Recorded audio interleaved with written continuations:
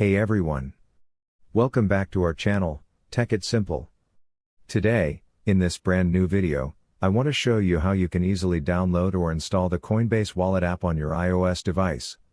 So, without any further ado, let's get straight into the tutorial. First of all, head towards the App Store, which is the familiar blue icon app. In the search bar above, you can just type in Coinbase Wallet. After putting in the keyword, you can find various options here. But for now, we want to go for the third one, which is the blue icon. Remember the logo, guys. In the app interface, you can find various screenshots and reviews. Let's tap Get to start the download process. It will open a prompt where you can be asked for your ID verification, either with the Touch ID or Face ID.